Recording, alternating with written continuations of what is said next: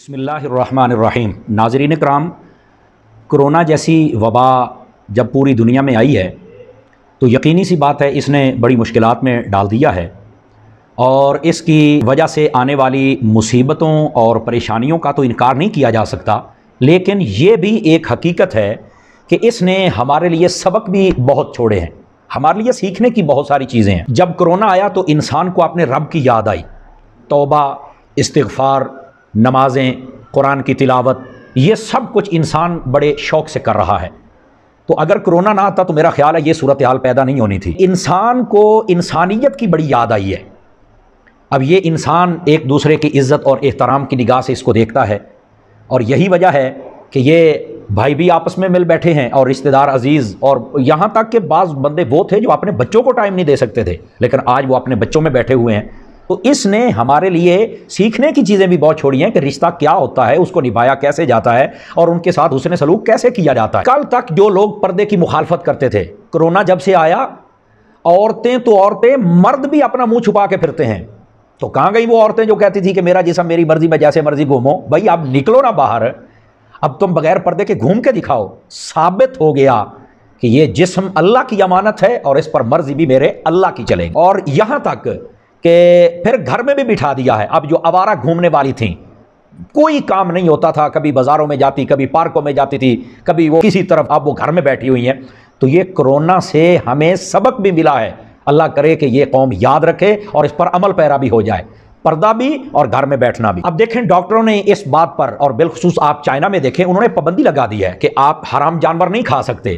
او بھائی کل تک تو مسلمان اور علماء اور قرآن حدیث پڑھ پڑھ کے آپ کو بتاتے تھے کہ حرام چیزیں نہ کھاؤ، حرام چیزیں کھانے سے بیماریاں لگتی ہیں، نقصان ہوتا ہے، لیکن لوگ مانتے نہیں تھے۔ لیکن اب ثابت ہو گیا نا اس کرونا کی وجہ سے کہ حرام کھانے سے بیماریاں لگتی ہیں۔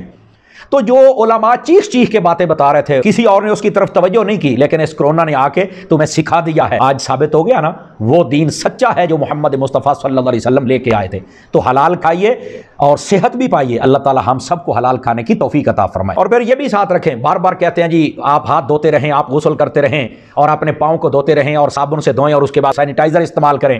بھائی ہم تو آپ کو کہتے تھے کہ صفائی نصف ایمان ہے، یہ ہمارے نبی کی حدیث ہے، اس وقت تو لوگ مانتے نہیں تھے۔ تو اب پتہ چلا نا یہ کرونا ہمیں صفائی کا درس بھی دے کے گیا ہے۔ تو کیسی پیاری بات ہے، اس کرونا نے ہمارے لیے سیکھنے کی چیزیں بہت چھوڑی ہیں۔ اسی طرح کئی مرد اور کئی عورتیں، پتہ نہیں ان کو کیا بیماری تھی، وہ یہ ثابت کرنا چاہتے تھے معاشرے میں کہ ہم بہت پڑھے لکھے ہیں، غیر محرموں کے ساتھ ہاتھ ملاتے پھرتے تھے، اور اب اپنوں سے ہاتھ ملانے سے بھی بھاگتے ہیں، کہہ رہے نہیں کرونا آ گیا، ڈاکٹروں نے روک دیا ہے۔ اور بھائی میں اکثر یہی کہا کرتا ہوں، کاش کہ ہم نبی پاک صلی اللہ علیہ وسلم کی تعلیمات کو سمجھتے۔ ڈاکٹر کے کہنے پر ہم نے حلال چیزوں کو چھوڑ دیا، لیکن نبی پاک علیہ السلام کے کہنے پر حرام چیزوں کو نہیں چھوڑا۔ کاش کہ ہم نبی پاک علیہ السلام کے کہنے پر حرام کو چھوڑ دیتے تو آج اتنی مشکلات نہ ہوتی۔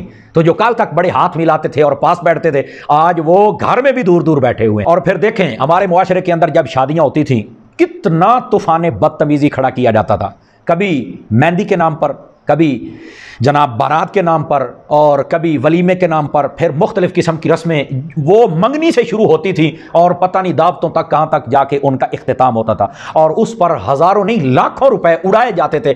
حرام مال ایسے لگتا تھا کہ اس کو اڑا دیا جاتا ہے۔ لیکن اب جب شادیاں ہو رہی ہیں، کئی شادیاں ہمارے نوٹس میں ہیں کہ وہ جب ہوتی ہیں تو بڑی سادگی سے ہوتی ہیں۔ تو میں نے کہا یہی بات ہے تو تمہیں دین کہہ رہا تھا کہ سادگی کے ساتھ کرو، سادگی کے ساتھ کرو۔ اس وقت تو کہتے تھے کہ نہیں ہمارے بچوں کی خوشیاں یہ کون سا بار بار ہوتی ہیں، تو بڑا بڑھ چڑھ کے کیا جاتا تھا۔ کرونا نے سکھا دیا نا سب کچھ۔ اللہ رب العزت اپنی ہر بات کو منوانا جانتا ہے، یہ اس نے ہمارے لیے کرونا بھیج کے ہمیں سبق دیا ہے شادیوں کے اندر سادگی کو کیسے اپنانا ہے۔ کشمیر کے اندر جب لاک ڈاؤن ہوا، پوری دنیا کے اندر آواز کو اٹھایا گیا، مسلمان جتنے حکمران تھے بالخصوص پاکستان کے، انہوں نے آواز اٹھائی، یہ پوری عالمی دنیا خاموش رہی، لیکن اللہ رب العزت نے ایسی وبا بھیجی۔ آپ دیکھیں پوری دنیا لاک ڈاؤن میں ہے۔ اب پتہ چلا لاک ڈاؤن کسے کہتے ہیں، یہ صورتحال ہوتی ہے۔ خدا کی قسم آپ بھی مان جاؤ، اور میں سلام عقیدت پیش کرتا ہوں مدنی چینل پر بیٹھنے والے اس درویش بزرگ کو، حضرت علامہ پیر محمد الیاس عطار قادری رضوی دامت برکاتہ العالیہ، آپ نے فرمایا اے کافرو یہ عبرت کا کوڑا ہے، اب بھی تمہارے لیے وقت ہے کہ تم کلمہ پڑھو اور دامن مصطفیٰ سے لپٹ جاؤ۔ بھائی تمہیں پہلے تو نہیں پتا چلا کہ یہ لاک ڈاؤن کیا ہے، اب پتا چلا لاک ڈاؤن کسے کہتے ہیں۔